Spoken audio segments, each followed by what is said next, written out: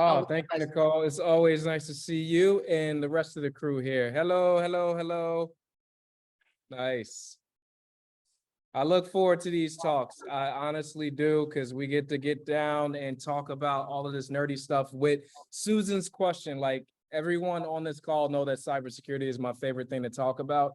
So and I know we have that talk coming up. So it's some new stuff that I'll be adding. This is one of those things. So yeah, by all means, please, Susan, ask your question. Thank you, Eleanor.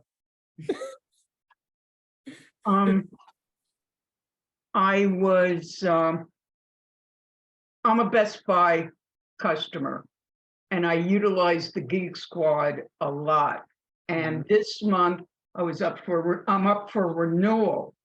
So I got an email from the Geek Squad saying that your renewal is due, and they gave me some outrageous price. And they said, if you want to question the price or cancel, call this number.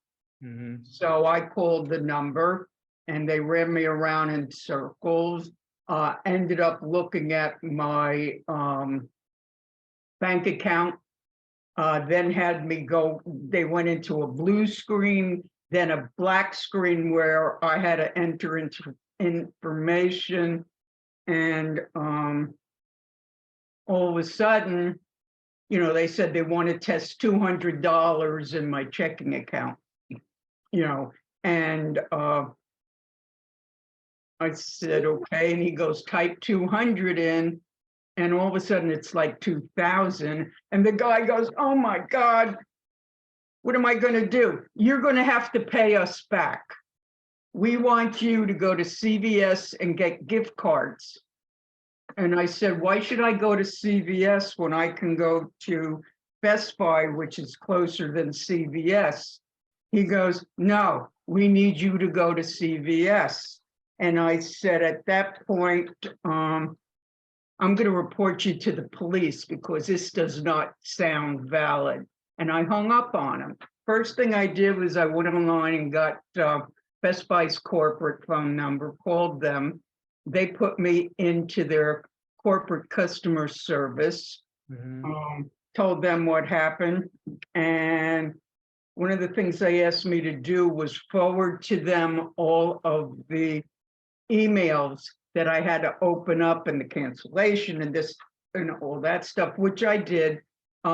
They have what they call abuse@bestbuy.com. So I forwarded it to them. And I also gave them a couple of different phone numbers because at one point he got disconnected and called me back. Originally he said he was from Houston. Yeah. When he called me back, he was from Hawaii. Yeah. Okay, so I got off the phone with Best Buy. I called my bank. They put a stop on it. They had me come in on Thursday to do a new account, this, that, and the other thing. And that's where I was then. Okay, got a new credit card, got 6 temporary checks, went to Costco on Saturday. They would not accept the new credit card. I said, what's wrong? And they said it hadn't been activated. So I got home about 4 o'clock, called up the bank customer service. He took down all sorts of information, ended up transferring me to their scam department.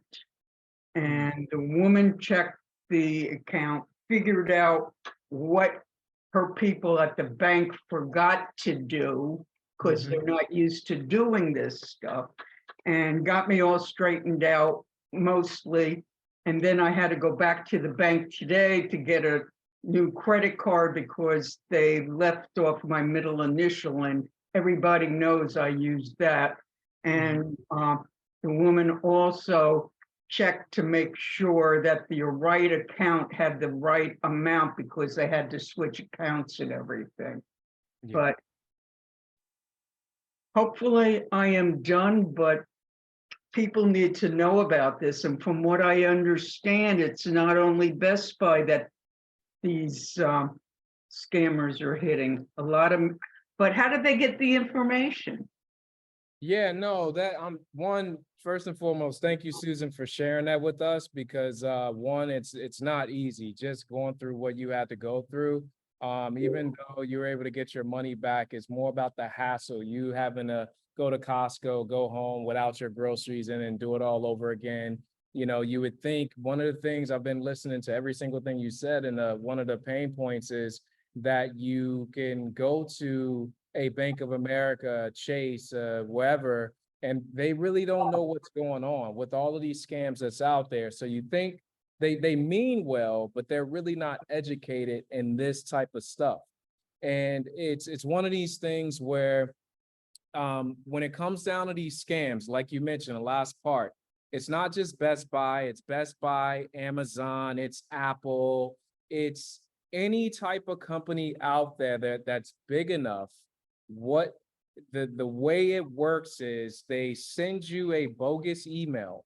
And what I've shared with you all, which I'll even go in more depth doing a cybersecurity classes, they send it from a bogus email, but they word it like it's coming from Geek Squad. So the name is Geek Squad, but if you actually reveal the email address, it's going to be a bogus email. It's not from Geek Squad. It's not from Amazon. And it's always, remember what I told you all in our class, it's always a shocker. So when you got that bill, what'd you do? Oh my goodness, that's a lot of money. I didn't renew for this. So the first thing you do is like, I don't want this going on my credit card. I don't want this debited from my account. So then the trick is just like she said, if it was 200, they'll do it for 2,000. Or in a lot of cases, like I shared with you all a couple of months ago, it was 490. They added a few more zeros. It was 49,000. So this poor lady went to the bank and some representative actually let that lady walk out of there with $49,000 in cash, which I know it's not their job, but at the end of the day, it's their job because they should be educated in the type of scams. It's like, that's an odd number to say, hey, Miss Susan, are you sure you want to take out, you've been with us for a long time, you're dumping out your whole account, 49,000, is everything okay? Ask the question, because we know that this happened, it's rampant. So it's what you all need to look at is that anytime you get a bogus email like that, if it looks legit to you, it might be legit. But in most cases, when it's that amount of money, that's an odd number, $414. That doesn't make sense, right? You don't look at the email. If you don't know how to reveal the email, I share with you all, we have an email, hello@nerdalert.com. We will answer that for free for you. If you just want us to look at an email and say, Julius, is this real or not? It'll come to one of us nerds and we'll take a look and say, no, Maya, it's not real. Angela, no, Susan, it's not real, or it is real. Give them a call, but it'll also at least prompt, put you in the right direction where you can forget about that email, go and Google the number or call the number, go down to the Best Buy Center yourself, because it's worth it. Then you going through all of this stuff, trying to dig yourself out. Now you got to cancel all of those accounts, get a new card. It's a hassle. So I appreciate you sharing that with us. And I would hope that everyone on this call, you may think it could happen to you, but a lot of people think, no, it's not going to happen to me. They're very, very good at what they do and they're very cunning. So just be aware, be vigilant, share with your friends Susan's story, because she was nice enough to share with us. A lot of people are so embarrassed that they don't even share it. They don't share it at all and no one ever hears about it. So just be on the lookout. But in our cybersecurity class that we're going to have in December, we're going to go down a rabbit hole with it, because I've been saving a bunch of bogus emails that I get and that I'm getting from other people. And I will walk you through on exactly how the scam looks. But for right now, just be on the lookout and question everything. Do you want me to forward you a copy of I saved it. Do you want me to forward you a copy of the pack? Absolutely. And I'm going to put our email right in the chat right here. That'd be good. Yeah, Thank that's, Can you so much, send Susan. it over to me also? I could forward it to Julius. Yeah. Okay, Perfect. yeah, we'll Awesome. get that over to you. Yeah, and we're gonna cover a lot more on this on the dedicated cybersecurity talk, which is December 1st at 10 a.m. But there's a ton of questions that are going on here. So I just want to go right to Eleanor asks, my question is, how do we get an account off the internet? No, I know how to add them, but I don't know how to get rid of them. That's a great question. And it all depends on the account. There's different ways to go about it. Eleanor, what type of account are you talking about? Let's unmute you, Eleanor. Hold on. Well, they're like Golf Now, for instance. You know, I went on my my passwords and I found out that a whole bunch of them are not safe enough. And I didn't realize I had these many accounts opened. Yeah. And so I don't want them anymore, but no matter what it is, like if it's Golf Now or the Key or what, there's just nothing on that page when you open it that says how to delete this account. They don't want you to, I guess, but Yeah, I mean, listen, is Golf Now free? yeah. Okay. So any type of free account, such as Facebook, Instagram, all of that good stuff, like honestly, you probably heard me say it before, but we are the product when we go on there. That's why it's free. Right. So they want your account. It helps to say, I have 1 billion users. I have 1 million users, right? So there's a way to probably cancel your account. What I would do is I'm actually, so now, I'm actually sending you a message right now with how to go about that. And what I basically did, Eleanor, is I just Googled cancel Golf Now account. And Oh, so okay. it's a different way. Sometimes, like right now, it's just saying to cancel a reservation, your whole account, membership. If you want to speak to their membership, you would probably have to like call their number. Sometimes there's a way to go into your account and the management of that account and then delete it. So it's a lot of times it's hidden or it's really, really small, infinitesimal right there. Like when you got to literally bring out the magnifying glass because they want you to be on their platform and they would rather you not use the account than cancel the account. So you can always go to their help section, but I'll at least send you what I found in their FAQs, and there is a number to reach out and they can go into detail with you. Yeah. Well, if I canceled off of Yahoo my deceased husband's account, how will that take care of all these accounts that he has? Because I'm kind of nervous about it. And now I don't know, since I deleted him from Yahoo, can I even see anything anymore? Well, so imagine this, for instance, let's say, for instance, you were getting a bunch of mail at a house and then one day, you just decided not to go back to that house anymore. Well, yeah, you're not going to ever see that mail, but it doesn't mean that the mail stopped coming or the accounts are gone. So it just depends. The first point that you hit on when it comes down to Google and iCloud now, you can go into your account and they'll actually tell you which passwords have been found in a data leak, right? It's not to say that you've been hacked, but if Target or Walmart or whatever's been hacked and you had an account with them, but you're using the same password for your Yahoo, Gmail, Bank of America account, they will tell you that this password was found in a data breach, which means that whoever bought those accounts could then say, well, let's just look at Eleanor and all of her stuff and see if we can log into one of these things. It's not to say that could what is going to happen, but it could happen. So they're just letting you know that that particular password is found in the data breach. You will find that you can have the most toughest, strongest passwords out there, but you cannot, as an individual, as an organization, as a family, you can't stop Target from getting hacked. or the government from getting hacked. So if your password is revealed there, it's cool that you know that it was revealed, and you can always update that password, but it's going to constantly happen because it happens every single day.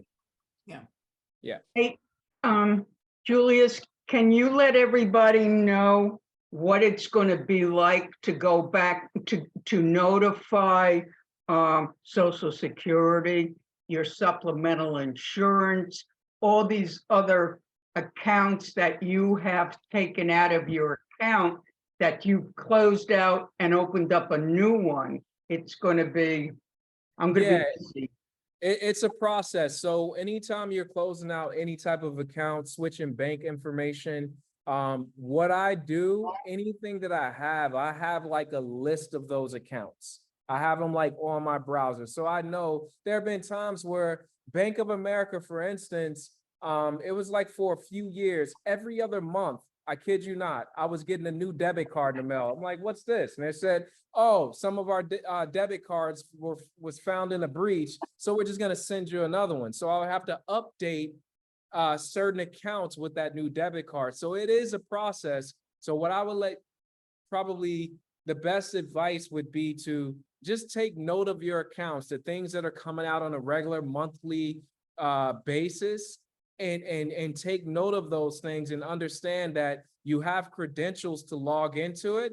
Make sure you have the right username and password, everything written down, so that if you were to get in the pickle, such like Susan described, or for whatever reason you had to go and change that information, or like Eleanor just want to cancel an account, make sure you have the login information to be able to do it. But it is a process. Yes. Okay. So I see that Jimbo asked backup pictures on the iPhone. Any help with that? Yeah. Hey, Jimbo. So backing up pictures, you're trying to just do it automatically or just that one time? Wham, bam. Hang on, let's unmute. If you want to unmute. One sec. There you go. I was talking to a friend of mine. We're going back and forth about different things with pictures. And as we were doing the conversation, I realized I haven't ever made copies of any of them. And it's sort of like you've got family pictures, you've got Christmas pictures, some fall things. I'd like to save all of them, but I know I can go to Walgreens and print selected ones. But Sure. it's like, is there a way for me to back it up? A program. Absolutely. And Jimbo, are you from Chicago by any chance? Yeah. Well, Chicago area. Your accent is so strong. I can hear it from a mile away. I'm from there. Oh, So yeah, so but I cute. hear it. Yeah, I'm telling you, this. He's Okay, breaking yeah. up. Wait, you're breaking up. Yeah, I've lived up here for 50 years. Yeah, I've there lived you here go. 50 years. Oh wait, there's your phone. No, I know. Okay. I'll shut So it off. let me ask you, do you have an iPhone? Yeah, it's a Samsung. Oh, never Oh, mind. You're on the Samsung. other one. Goodbye. Okay, so Samsung, what I would suggest is to use Google Photos. If you can create a Google account if you haven't already. You might have one. Most people will have one on an Android. It just depends. That's what I see. But if you don't have one, you can go and set up a Google account. And I think out the gate, they give you about 15 gigabytes for free. With that 15 gigabytes, it doesn't seem like you have tens of thousands or hundreds of thousands of pictures, but with the free 15 gigabytes, you can allow Google Photos on your phone, which you probably have that app there, to be the conduit to back up your photos automatically. That way, it's just a no-brainer. You take a picture, it'll automatically go to Google Photos. So should something happen to that physical phone, drop it in water, it breaks, or you just get a new phone, it's gonna make that transition to the new guy a lot easier, and you have your photos backed up. And it's one of the best things that I recommend. Like for people who have an iPhone, use iCloud, unless you really like Google Photos or Dropbox. but I recommend the iCloud to do the same thing that I'm telling you. So every time you take that picture, it just automatically backs up to the cloud, lives there, and then you'll always have it to go back to. All right, thank you. All right, you're very welcome. Okay, so Rita had asked, which symbol is crop in iPhoto now? Apparently with the new update, the symbol changed. Let me see here. Couldn't find it. And fine, okay, so let's see about that. Also with that iCloud, is it automatic? Because I have iCloud. I don't know if the pictures go in it automatically or not. It can be. So sometimes I'll show you how to make sure that yours is set up right, one. And then two, what type of phone do you have, Rita? iPhone 11, Okay. So here, let me show whatever you. that. So first things first, backing up, I am going to go into my settings right here. Mhm. And I have a software update, in which I'll do later. Let's go to my iCloud. So right at the very top here, this phone has the free 5 gigabytes. So you can see my storage at the very top. So I'm just tapping on iCloud right there. Then it Mhm. takes you into here, and then we have photos. So when you Oh, yeah. look at my photos, it shows you It's on. it's on. So that's the most important part. When you see here, and I'm just going in, I want you to see everything. All of these things that are important to me, I usually have ticked on. I turned off Safari, but you could turn it on. This just keeps your browser history, your favorites, and things of that nature. But specifically iCloud photos, you can see that my phone is being backed up and it's optimizing my iPhone storage, which means that if I took a nice high quality photo, Apple is going to do me a solid by saying, no worries, we're going to store that nice quality photo in the cloud, and we'll give you a decent quality photo on your phone, but it's not going to take up that much space. But if you wanted the high res picture, you can certainly come and get it. But so this is how I have it set up. So every time I take a picture, automatically pushes up to the cloud. I have 4,000 photos. Oh, that's not too bad. I've seen 400,000. So you're Oh my- good. Okay, I'm all good then. So let me show you here, the first Oh, the question. edit. Yeah, so let's go with a photo here. Check this one out here. Here's a photo. Let's go with this one. I like this one better. So here's this photo now I'm on my iPhone 8 Plus. So it's a little bit different than the other one. I'll show you on the other phone, which like the 11. But when you tap on edit, okay, Mhm. now I can edit this photo. Do you see the little guy? Trying to see if I can, because my photo, it's right underneath. You see revert on my bottom right?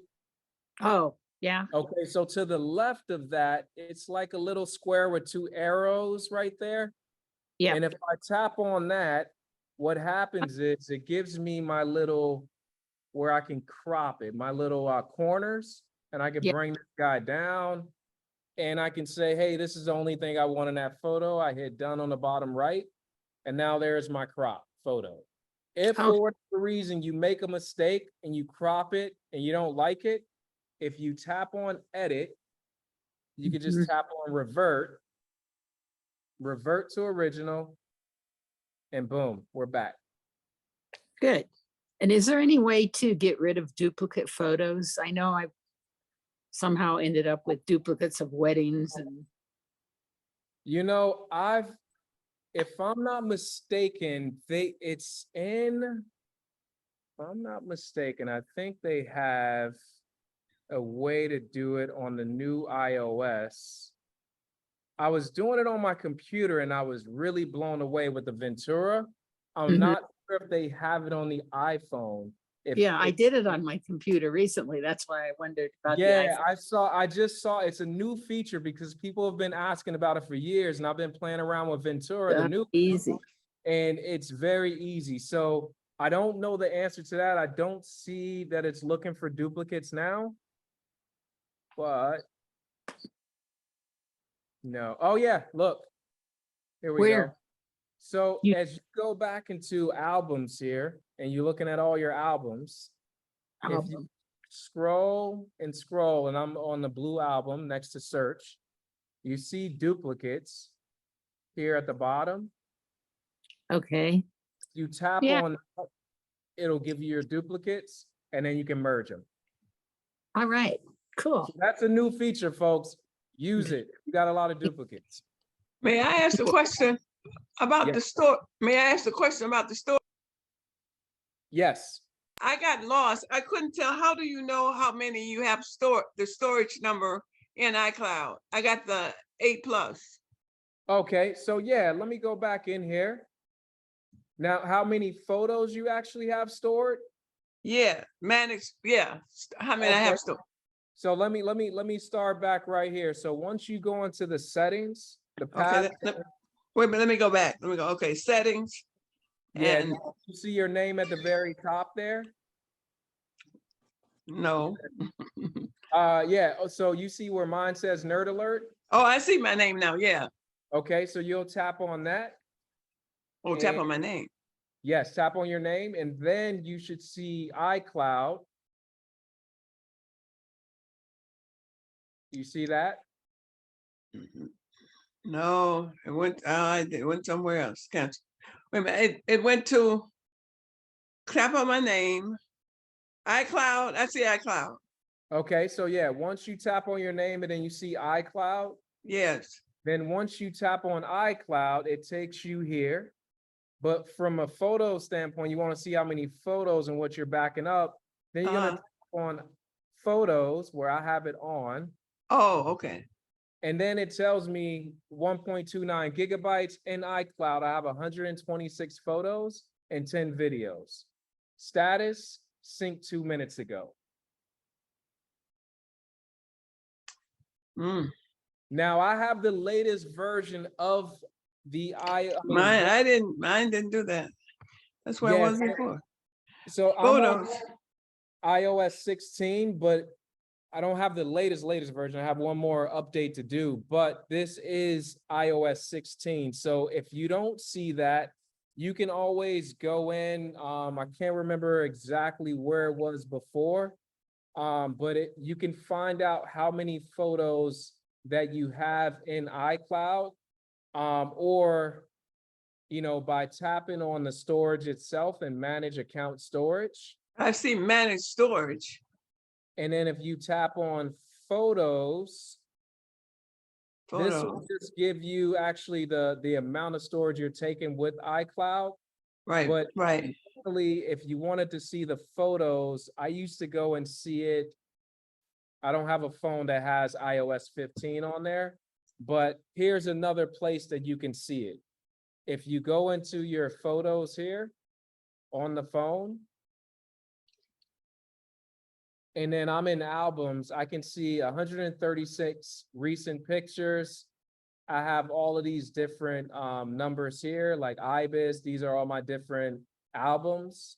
Yeah. You can see it that way. Okay. Yeah, and the other option is to go to your library on the bottom left, and you could see how many photos that you have up there as well. And A so- number? You can see a number? Yeah, right, like on my screen here, I have 126 photos and 10 videos. If you go to the library on the bottom left. I tapped the library, bottom left. I just don't see a number. You have to scroll all the way down so you can't see any photos Oh, anymore. I see. I got you. Sorry. I That's see. all good. Don't worry. Okay. Cool. Mm-hmm. Okay, I have 1,000. so let's see. So that was the crowd, and then, I know that Johnny had chatted in. I know they did the update on the phone, that you can delete a text message or unsend a text message. But Yes. I know that it has to be, the other person has to have the update in order to do that. So both That's the people key have to point. have the update. So if you both have iPhone 15, 20, 100, and one updated their phone and one didn't, doesn't work, right? Exactly. Yeah. 100%. That's key to making it work. Both people need to be on iOS 16 for that delete feature or edit feature to work, Johnny. Okay, can I ask? I was Yeah. trying to find where my my software update, is that where I see my latest? It says checking for update. Yeah, so if you go to your Oh, 16.11. I thought it was doing it automatically, and apparently it hasn't done that one. yeah, once you update that, you'll be able to you could take advantage of that new feature. It's a really cool feature, but again, like Nicole mentioned, make sure that the other party has that latest operating system, because even if you delete or edit, they won't get it if they don't have the latest operating system. They won't get the edits, or it won't delete for them. They have to be on the same system. Oh, so I may delete it, but it still went to them. Yep. That Exactly. defeats the purpose. Yeah, so yeah, they have to have it. So hopefully you didn't say anything mean. No, I couldn't delete because I don't quite have the update. I didn't see, I kept trying to figure out what I was supposed to, click to delete, and I couldn't find it. And when you unsend it, if they're happen to be on their phone and they see it, they'll see it. So you can I still unsend it 1 see it. second later, but if they're like right there, Yeah, they'll I see it. see. So like one time it happened, they're like, what did you just unsend? Like, what, they still can see it if they happen to be on their phone at that moment that you send it. I It's really, guess that's the feature I was really referring to, called unsend. Yeah. Okay. you hold down the text and then all these things will come up, unsend, Okay. edit. So like, let's say you have a typo or you wrote the wrong date, you can edit Right. the text also. That Right. you can do as well. It's like, if Okay. Julius will show you here, all Okay. these things. So like he said, hey, check out this hello, and he edited that, right? So that one looks edited, right? So he's So doing once this I one. text this, Yeah. right? And now and he's like, oh, I don't want to type write that. And if I press and hold it, like Nicole mentioned, you get Right. all these options here. So I can Undo. unsend, Okay. or I can edit that text. So if I tap on edit, I really like that. Yeah. It's a great feature. It and then really you is. tap on the check mark, and they'll know that you edit the text that you. It says it. And it'll Okay. stand for them. And then Okay. unsend, like Nicole mentioned, if I see it, I'm like, oh my God, but then you delete it, then after a while it'll go away. They just can't see it anymore. But you only have a certain period of time to do these things. But this will only work from iPhone to iPhone if I send the text to Samsung users, say, can't do it, right? Yeah, this is gonna be, as of right now, as I've been told and what I've read about it, iPhone to iPhone, it's an iMessage thing. Mhm. It may carry over into, I haven't tried it with anybody with Android. I just know that they were mentioning that you have to have iOS 16 on both devices. Okay. Yeah, and I think that also, like when you're in a group text, you can do it if everybody has. But if there's one person in that group text that doesn't, you can't. Yeah. So Okay. same thing. But they only give you a window of time to do it. Again, I'm not sure how long that is, but Yeah. probably a couple of minutes. I don't think it's Yeah, longer. something like Yeah. that. It's not too long. Yeah. Okay. Yeah. Thank you. You're welcome. Go ahead, Helen. I see you with your hand up. Go ahead.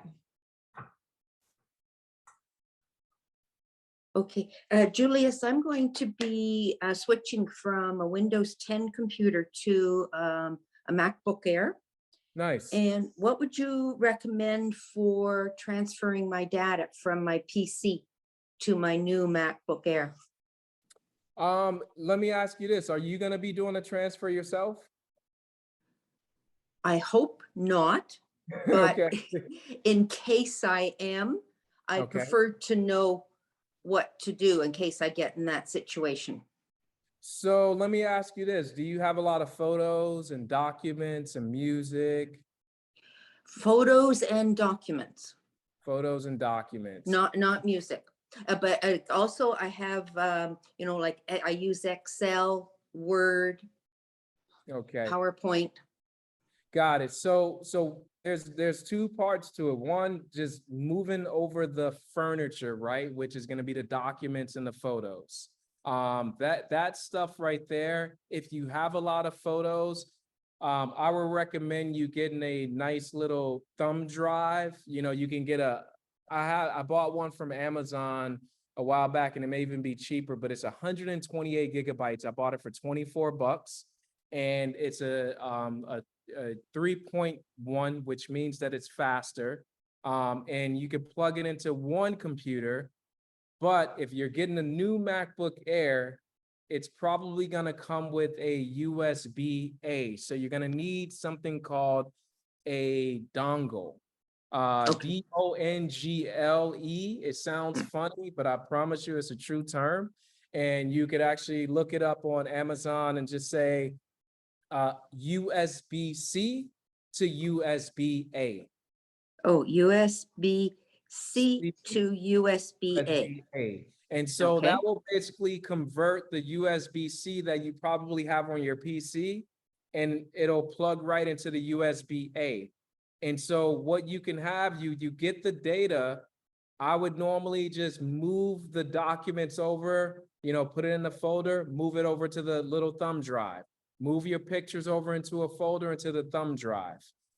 That's a very easy way. I like to manually see it work that way. And there are so many ways to do a data transfer. But then once you have it on that thumb drive, plug it into your dongle. It'll go onto the new MacBook Air, and then you'll be able to put those in their respective places. So then put your documents in the MacBook Pro documents. MacBook Air documents, that section, photos, drop it right into the Photos app. It'll import everything. It's so much easier. And then when it comes down to Microsoft Office, there's no transfer. If you bought it on that PC, depending upon what you're paying for and how you pay for it and how old it is, you can then log into Microsoft on the new computer, the MacBook Air, log into your Microsoft account, and then whatever you paid for, if you're paying for the, I think it's like the subscription, which is $69 a year, then you could just download it right to your Mac, and you'll be able to have Microsoft Word, PowerPoint, and Excel on a new guy. If for whatever reason you have an older version of Microsoft, 2013. Okay, so you may have to purchase that on the new computer for the Mac. And you have, again, two options. You can either buy it outright, which you probably did with the 2013, and it's $150. Or they're gonna try to push you to do the subscription, which is $69 a year for the rest of your life. I'm not a fan of paying for subscriptions. I'd rather pay $150 out and just own it. And you'll be able to just go to Microsoft.com, pay for it, download it, and it'll work perfectly on your Mac. Right. Like on my PC, I have Outlook, like with the Microsoft Office that I bought, it included Outlook. I'm wondering whether I should get Outlook for the new Mac. Because I'm a Mac user and I'm biased when I say this, I really like the Mac Mail, which is equivalent to the Outlook, and it comes free right on the Mac. I think it's very easier to use. I've troubleshot a lot of issues with Outlook. And Outlook is great, don't get me wrong, but when you get into the Mac Mail, I was just sharing with a colleague that, when it comes down to these computers, I liken Macs to automatics and PCs to stick shift. Right. I like driving automatics because I don't want to shift gears personally, but I can still go very fast. It's just very easier to use. So with the Mac Mail, I would say try it out. But if you really wanted Outlook, they're gonna force you, you can't buy it outright. If you buy it outright for 150, you only get Microsoft Word, PowerPoint, and Excel. If you want Outlook, you have to get the subscription for $69 a year. Ah, okay. Yes. Mhm. What about this? I was doing some research. What about Windows Migration Assistant? That's a really cool thing. If you feel comfortable using that, I've used that to transfer Windows to Mac, from Mac to Mac. It's a very cool tool. You just network the two. You can do it via Ethernet. You can even do it over wireless, and it'll actually transfer and put that stuff in its respective places. And it is easy to use if you feel savvy enough. Apple makes it easy. There's documentation online. There are YouTube videos, by all means. But if you have someone to help you out, certainly get them to help you out with that. But it is easy to use. But it is okay just to go from USB key, like just USB to my new Mac, getting the dongle and just doing it bit by bit, and that Yeah, works well. manually. I mean, it's the other way. You just kind of let it do it on its own, and you walk Right. away from the computer until it's done. This way, you get to kind of bring it over. So I know a lot of people like the migration tool. It's great. I love to do a lot of things manually. I like to place the furniture right there, and it doesn't take me that long to do it. I just want to see it work and not have any issues. That's it. Okay. Yeah. Okay, good. Julius, I have another question about group messages with an iPhone. Okay. If I mute, I do not want to receive notifications from that group message. Yeah. Will that mute, like if somebody in that group wants to send me an individual message, will I still get the notifications from them for the You should. individual messages? Certainly should. It's gonna just mute that big group message. But if I was in that group, we were all in that group, I can definitely send you messages one-on-one. Okay, and I get a notification that you sent it. Exactly. Okay, good. Yep. Thank you, Julius. Are you very welcome? My pleasure. Let's see here. Yeah, so Armand, he Am I up? mentioned, yeah, you're up, and you mentioned deleting photos on the iPhone and the iPad. Yes, I have a lot of photos and I put a lot of them into albums. So I said, well, I don't need the photo in the album and the photo in my phone. So I started deleting the photos that were not part of the album or not in the album when I brought it up. But what I found is when I deleted the photo, it also deleted it from the album.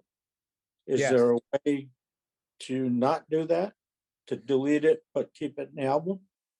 Well, so one, if you have them syncing, like the iPad and the iPhone, which it seems like you have, because when you delete from one, it deletes from the other. So think about it this way. When you have all of these photos, and let's just say we make 5 albums. In those 5 albums, we would have just one photo that is consistent throughout all 5 albums, right? And every other picture in those 5 different albums, they could be different pictures. But sometimes when you delete from the album, it doesn't delete just from the album. Like you said, it deletes from the source. So there's an option to delete from the album when you want to just delete from the album. So you should be able to make that choice, but you don't want to delete from the big bank. But when you're deleting from the album, you should just be able to delete that contact from that album. I was deleting from my recents, all my photos. Yeah. And what I found is when I deleted it out of that and I went back and looked at the album, They that were gone. photo was gone from there too. Because that's the source. The recent, that's the camera roll. It used to be called the camera roll, and then it changed to the recents, but that is the source itself. So when you delete from the source, it'll remove itself from your phone entirely, that particular item. So there's no way to put it in the album and keep it in the album. You can Okay. keep it in the Delete. album, but it still needs to remain in that source in the recents. Yeah. All Yeah. right. Thank you. Are you very welcome? Okay, so Gwen had asked, she can't receive emails or send an email on her Apple iPad. Safari could not open the page because the server stopped responding. How can I get the server to respond? I need to write the instructions down. Okay, what type of email? What's your email at? Is it Hotmail, Yahoo, Bell South? Gwendolyn? Gwen, can you add in? Yes. Can you hear me? Yes, I can hear you. Okay. So So- I have, Yeah, go ahead. go ahead.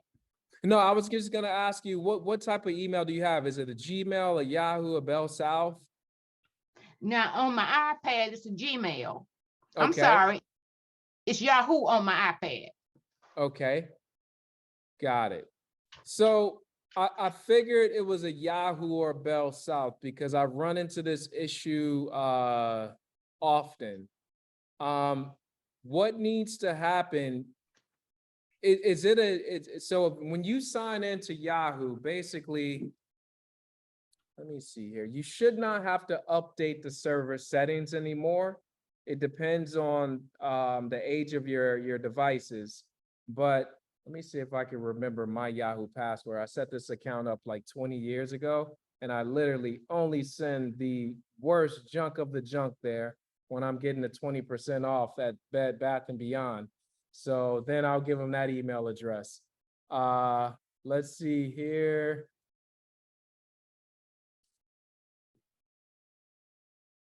So when you go and add an account, I would say the easiest way, instead of updating the server settings, if you have a Yahoo account at Yahoo, would be to just remove it entirely instead Okay. of trying to fix it. Because Yahoo, the server, I do not like the way in which they have their servers that, prompt you to get this message here. So if you remove it, then I would go and add it, and it's cool because then you could just tap on Yahoo. Apple knows it's going to be Yahoo, and Yahoo pushes you to this, and this is the most important. They should automatically update your information. So I had this email is let's see. I'm hoping I have this password.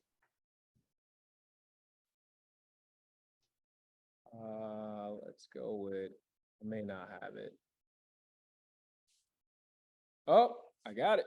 Look at that. So remind me later. No. This is what we were talking about earlier. We found some security concerns. I know it. I check this email maybe once every 2 years.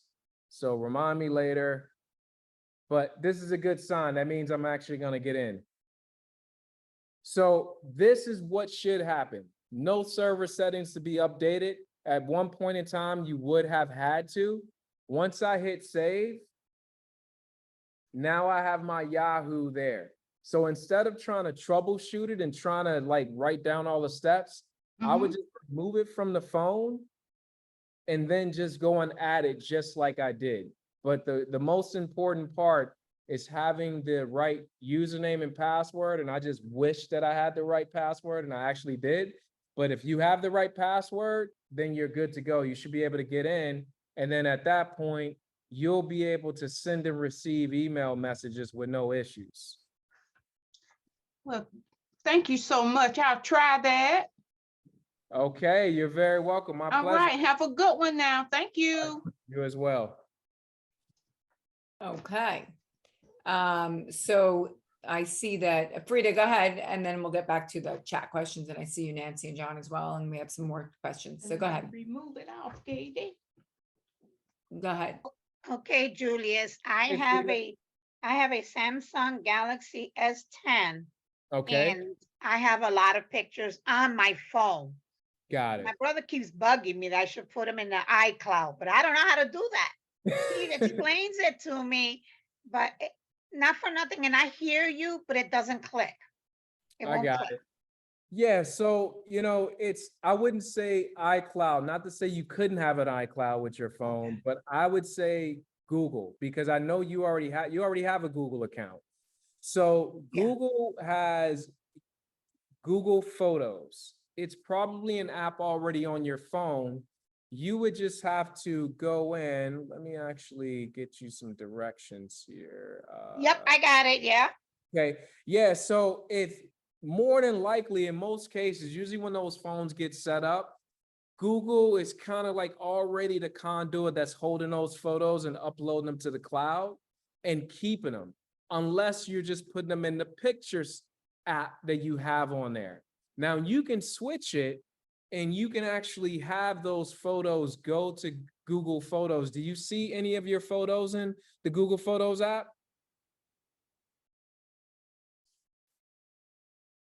Any ones that you've taken lately?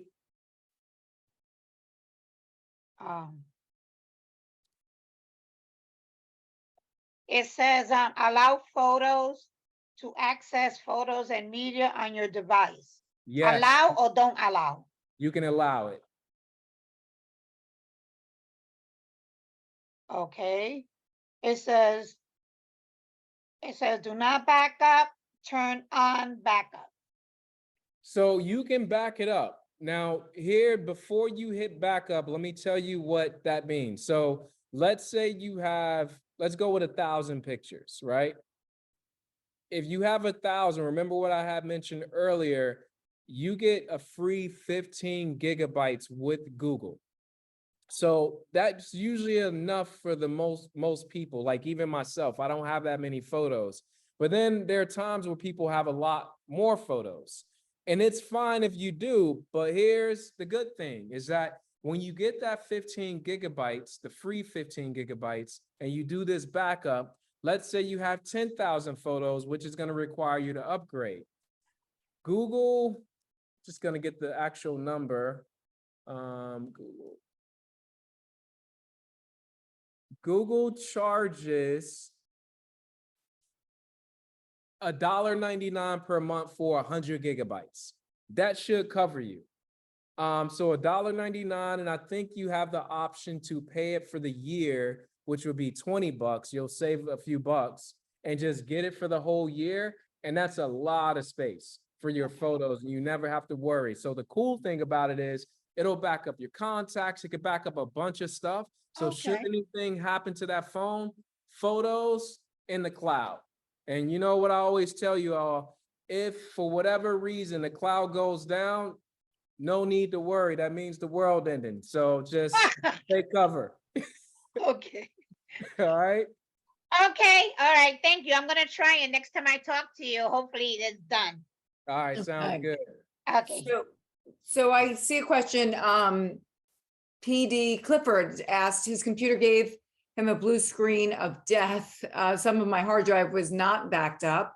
He'd like to have someone try and recover the information on his hard drive. There was some sensitive personal materials on his drive. So he's wary of just handing the drive over to just anyone to see if they can recover it. Any suggestions or options?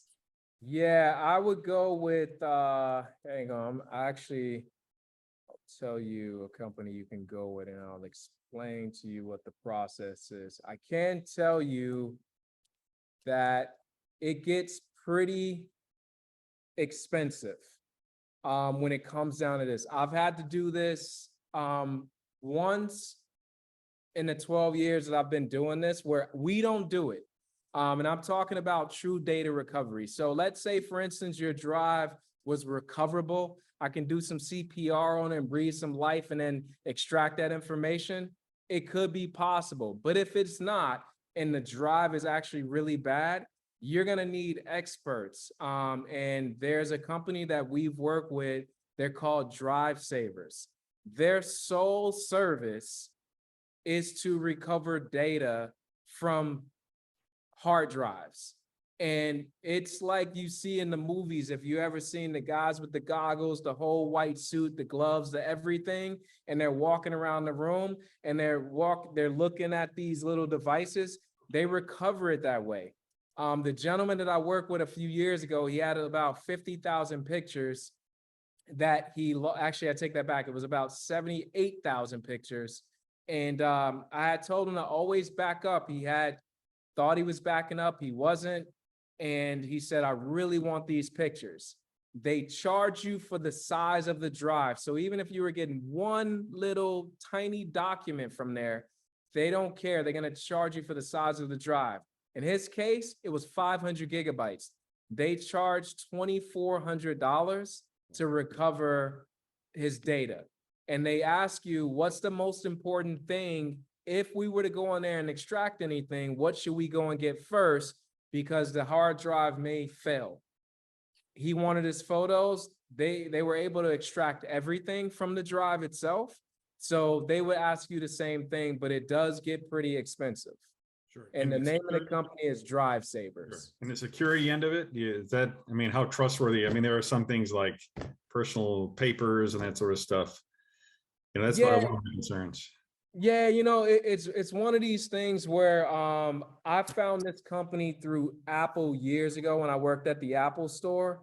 And I know that it's literally, let me just bring this up. I know there are local companies around here. They reach out to us all the time, and they want to actually try to have us send them business. But I'll share my screen with you. I would say that I felt confident having worked with a genius years ago who had referred them. I don't know if he ever met anybody from the company, but I handled the whole thing on behalf of this client. And they were very professional. They got his stuff out. It was a very easy process. They send you the information to be able to, print out the shipping form. You ship it to them for free. And then they even if you don't want to do it, they'll do that. At that time, it was a free evaluation, which they're still offering it. And they said, hey, this is the cost. We think we can recover it. And if not, if you don't want it, we'll send it right back to you. I felt confident that they didn't go through his stuff, but this is all these people are doing. If you could see the computers, they just have a bunch of drives hooked up to computers and just extracting data all day. All right, I appreciate the advice. Thank you. All right, you're very welcome. Good luck. Okay. So Nancy and John, I see your hand up. You can unmute if we can. And they had asked, how do you make video phone calls and how do you read OCR on a cell phone? Wait, hang on. Let's see. How do you read OCR on the cell phone? John? You always get these messages, just read the OCR code bar or screen, but we don't know how to take that information and actually read it on the phone. I don't know what the setup for the process is. We both have a Galaxy A02s phones. Got it. So it's really cool. I'm not sure if anybody experienced it, like, I refer to them as like a QR code. That's what we're talking about, right? Yes. Okay, perfect. So, especially at the height of COVID, not at the very beginning of COVID, when you would go to a restaurant, they wouldn't give you any menus anymore. And you would sit down and they would have this QR code and they're like, hey, this is all touchless and payment, everything is touchless. So all you would have to do, they make it very easy. There are a bunch of apps out there that will read these QR codes. But now all you have to do is just open up your camera. When you open up your camera and you see a QR code, it's gonna focus on that QR code. And if you see like sort of at the bottom of the QR code, there will be a little small short website, like a short link to that website. If you click on it, it then takes you to the website of whatever that QR code is seeing. So the phones can read it and digitize it. And then when you open up your camera, just like you're gonna take a picture, then you'll see it like, oh, okay. And then you tap on it, you click on the link, you'll be able to see that menu, you'll be able to see that website, whatever you're looking at. Okay. Yep. Got it. Thank you. All right, you're very welcome. And the other question we had was just video calls. How do you make a video call on your phone, cell phone? Video, like, what type of video call? Like Skype, Zoom, FaceTime? I was just trying to, I called a friend and I was gonna hit, like I hit video chat or something, and it said you don't have access to that. So is that something I need to talk to AT&T about, or? May not. Well, forgive me. What type of cell phone do you have again? Galaxy A02s. Okay, so it's probably using Google Duo on there. Right now, I do know that maybe over a year ago, Apple allowed Apple users to FaceTime now with Android. So you can FaceTime, but you have to be invited. But with Android phones, if I'm not mistaken, I think the sole the glue or the conduit that they use to do video chat is going to be Google Duo, DUO. And so you can set up an account, but then somebody else would have to have that Google Duo app. But there are various ones. So you can Zoom like we're doing right now, right from your phone.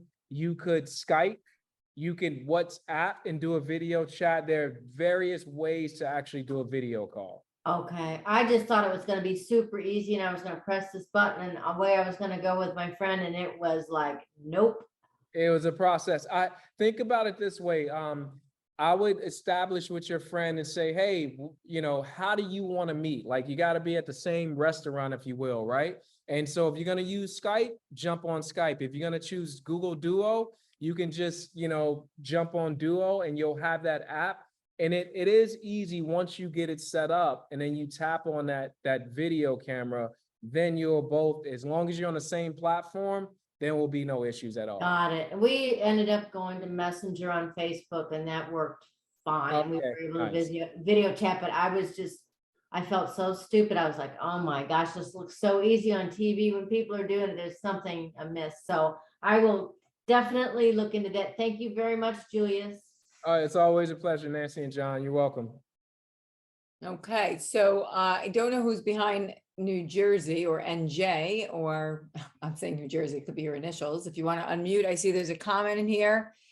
How do you copy photos from your computer to your iPhone? Do you want to unmute, NJ? Hello. Hi, who's this? NJ. Okay, NJ, go ahead. So you want to know how to copy photos from your computer to your iPhone?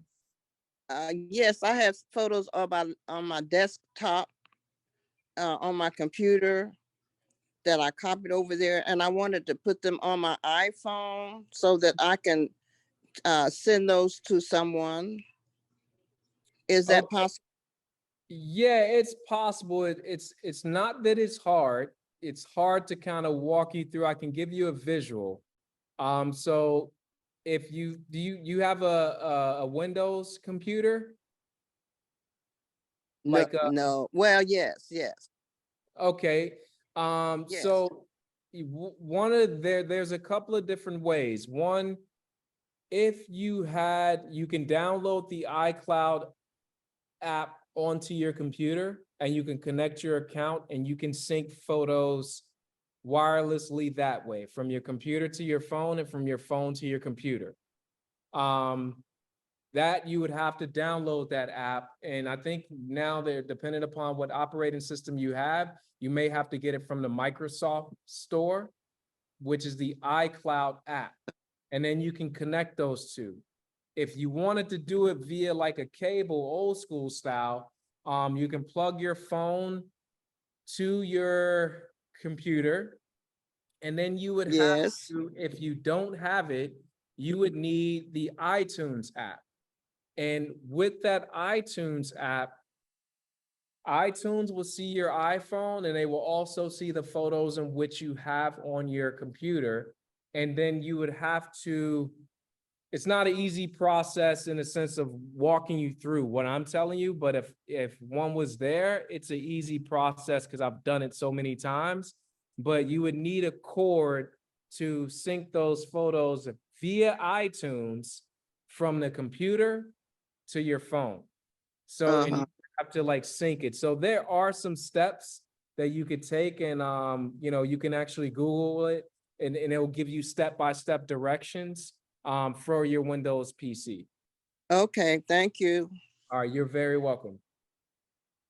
Okay, so Mariana asked, is a graphic card worth replacing on a 9-year-old HP Pavilion? Hey, Mariana, how are you? Let's unmute you, Mariana. Hold on. Go ahead. Hi, yeah. Okay. Yeah, I have a 9-year-old. Yeah, I have the 9-year-old. You can see with this a 9-year-old Pavilion. Yeah. And I think my graphic card is going out on it. Yeah, so I'm kind of like with something that's over 6 years, the way technology's moving, it depends on how much that cost is. So I would say if it's for the process, let's just say you could do it, for instance, right? You don't need to hire anybody to do it. And let's say the graphic card is under $100. The computer is running still in tip-top shape, and you can replace that graphic card. I would say that might make sense. But I would say if it's going to be more than that, it may be advantageous for you to get a new guy, because then that'll be, you know, for the future, and you can keep that one for 9 years. And I would say that that graphic card will last a little bit longer. For instance, I was just online and I had to, I was looking at computers, and you can get some laptops as well as some desktops decent for, and probably be equivalent or better than the specs that you have right there, because it's 9 years old. That will be better for you to put your money into that versus buying a graphic card, if you know you probably can find it, and putting in that card and hiring someone to do so. I just don't want your money to go to waste, because sometimes if you fix that graphics card, maybe the hard drive might go. And it's like, oh, I just wasted $150. So I would say to kind of weigh it, but the best option would be, even if you got a computer for like $300, $400, I think that will be better for you and coming with the latest graphics card from 2022, 2023 versus putting that money in that guy. Yeah, this computer has a lot of storage in it. This is a 1 TB hard drive, so it's got a lot of storage. So that's why I want to. And you can still utilize that storage even if you got a new computer. You can take that internal storage, remove it from that computer, and use it as an external storage. And it can still store a lot of stuff if the drive is good. And then, you know, not replacing that graphics card, just getting a new computer with that graphics card. But again, just weigh the cost. And as long as it won't, you know, like be a significant amount, I would say, yeah, by all means, go and do it. But if it is going to reach a number over 100, I would tell you just, you know, go and apply that to a new computer so you can future-proof it and not have a warranty on that computer, if you know what I mean. Yeah. All right. Yeah. Thank you. All right. You're very welcome. Okay. Cindy had asked, I know we talked about this briefly before. I just want to make sure she was clear with, how do you see what system you were on, like on iOS 16, that you're on the most updated, or where you are? Oh, yeah, absolutely, Cindy. So what you would do is, I'm sharing my phone screen again. Essentially, give it a second. There it is. So once you go into your settings here, now you all look at this. I have a little 1 right there. I'm aware of that. This phone was powered off into this class, so I know I have an update to do. So if you want to find out, right now in general, I have that 1. I'll just follow the 1. Keep following the number 1. It says software update. And then here, it's going to tell me there's an iOS update 16.1.1. I did the first iOS update to 16, and then they came out with another one. What is this about? Bug fixes and security. And sometimes it has features in there as well. So it's always good to do these updates depending upon the device. But here, if you see here, I've already downloaded the update, so it just gives me the option to install it, which I'll install this after the call. And then by the next time I see you, I should be up to date. So that's where you will find those updates at. Thank you, Julius, very much. I thought, like you had said, I thought that I updated it the last time you told us to update. And then I figured it out before you just answered my question, but it was good for a refresher and I appreciate it. But then it says, again, download and install. So that I'll do after, after the program's over too. Exactly. And even if you hit download, you can, that's exactly what I did right before the call. Mine said download and install. I downloaded it just so I can make it easy for myself to install. And then right before, like I would say like around 3:58, it said, hey, you ready to install? I said, nope, not now. So in case you have something to do with your phone, you can always say, remind me later. But when I get off the phone with you all, I'm just going to install that update because I have it downloaded. It's ready to go. Thank you so much. I learned so much, and even from other people's questions, like what Armand said about the picture, I found the same thing. I put it into an album, and then when I looked for the picture, it was gone. And so from my camera, from my photos, and so that was the exact question that I was having.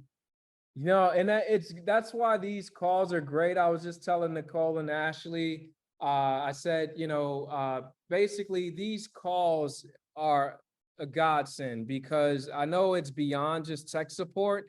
I know you all come on here to do other things, and I love my health angel for that. And I kid you not, I'm not just saying that because they're on the call, but it's just very helpful. So the whole tech side of stuff, it's not to say that you all don't have a tech person in your neighborhood, your grandkid, your son, or whatever, but it's cool to talk about this tech stuff because I can only teach you so much.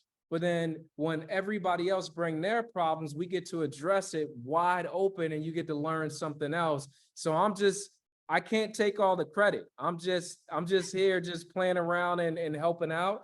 But it makes thank you so much, Julius. I really appreciate it. And everybody else who brings their questions. Absolutely. Yeah, that's the thing. We don't even know we have the questions, and someone brings it up and you're like, I have that issue too. And it just sparks something. And that's why everybody sits here, because it's not their question. Some people don't even have a question, but they're like, I'm gonna learn something just by sit with my phone and I say, okay, quick, get to where he's talking about. Right. It's so true. I know. But that's why we do it. So here we are. So I see two last hands up, Dorothy and then Doris. And then we'll wrap it up. I see, go ahead, Dorothy. Oh, yes. I don't know if this is the kind of question I should ask here, but do mouses wear out? My mouse for my laptop is dancing all over the place. The cursor won't go where it's supposed to go. Does it time for replacement or what? Yeah, let me ask you, is that the trackpad or the actual mouse? Like the little, do you have like a little trackpad? Do you have a laptop or do you have a desktop computer? I have a laptop and I have plugged this into the SUB cord into the side of the computer with the little mouse. So what that could be, if you have a laptop, do you have a little trackpad there too, right? Right. I have the little pad to make. Yeah. On my computer, I can use finger or touch. Exactly. So in a lot of cases, it may not be the mouse. It may be the trackpad that's gone bad, or it may not be bad at all, perhaps. But if you're just using the mouse and you're still having it jump, I would say there's a way which you can Google it, your type of computer, how to shut off the trackpad. Trackpad. So that's a little touch thing that you use with your finger. If you shut that off and you're still using the mouse and you don't get the jumping, the trackpad is the issue. Oh, because the trackpad, when I use my finger, it works, but I wasn't using the trackpad. Oh, here, I'm trying now with you. I put it on you. It went right where I wanted to go. But now if I use the mouse, I can't get it to you. But the trackpad, takes me a long time. The trackpad So the trackpad is working, the mouse itself. So mice can go bad, where if you could try it out where you can get another mouse and then find out if it's actually a mouse. It seems like it is. I've had people have the opposite, where it's the trackpad that's making everything go crazy, which makes the mouse go crazy. So you can take out the actual mouse and then just use the trackpad and then order another mouse. Oh, okay, just because with the trackpad, it's finger actions more. Exactly. Oh, okay. Yeah. All right. So and it's just a McNally. I guess it's just a little cheap mouse anyway. So And the mouse is plugged into your laptop. It's not a battery operated one, right? no, it's plugged in. I took it out and plugged it back in to see if that would make it a difference. Right. But, Yeah. okay. Yeah, even All right. check the surface that you're on too, just to make sure that you're on a nice surface. Oh, like That's another one. Yeah, the flat Oh. surface. that'll do it. Like take a book and put it on a book. Sometimes if it's like on a wooden table, that could be a little like groovy, Oh. with the grooves. Oh, okay. I'll play Yeah. around with some things then. Okay. Thank you. Real All right. helpful. All right, Doris, go ahead. You're up. Okay. I keep getting emails that say that money has been deposited in my account in PayPal or another kind of account, and I don't have any of those accounts. Yeah. So do you think that's a scam? I'm pretty sure it is, especially if you don't have those accounts. They're trying to make you think that you do, and it's a very it's an old scam. And they'll say, yeah, we're sending you this money. We just deposit this money. You click on those links, and then you can get into a lot of trouble. So being that you know for sure you don't have those accounts, and you weren't even if you had those accounts and you weren't expecting anything, it's probably not true. Okay, the other thing, I just a few minutes ago got a call, and it said that I bought something from some company that's based in New Hampshire. And I asked them, what is the name on the account? They said, my husband's name and my name, but I didn't order anything. And I explained it to the man.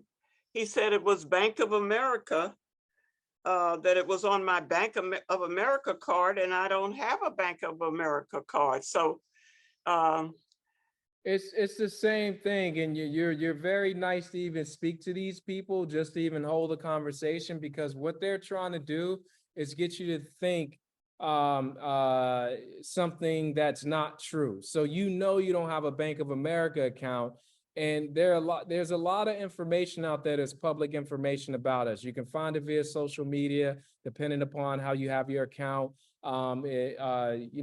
Records about home ownership, that's all public, right? All of these different things, and they could just say, well, hey, Joe Schmo. Oh yeah, it's Joe. It's like, yeah, we have your account right here. What account?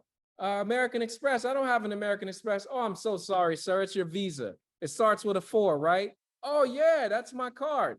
But every card starts with a 4 with Visa. So they use these types of tricks, so you don't have to worry about that. I would just kind of hang up on those guys. And if you are worried and you think it could be legit and you did have a Bank of America account, just hang up and say, yeah, no problem. I'll check into it. Hang up, and you call the Bank of America number on the back of your card, or the number that you know and that you've been calling for years. And then you ask them to make sure that you don't have a charge that's fictitious.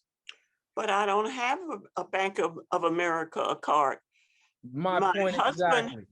My husband had a Bank of America card, but he died in 2016. So why are they calling me in 2022?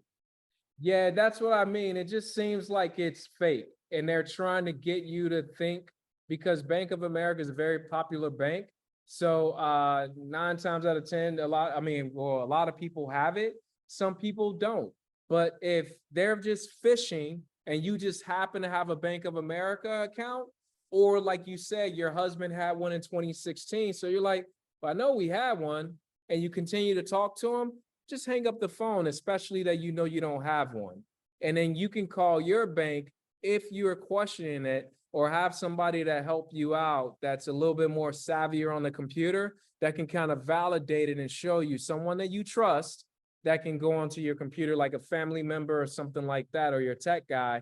And then you could say, hey, nope, you don't have this charge at all. But I wouldn't worry about it. It seems fake. Okay, thank you. All right, you're very welcome. Yeah, if it walks like a duck, if it quacks like a duck, it's a duck.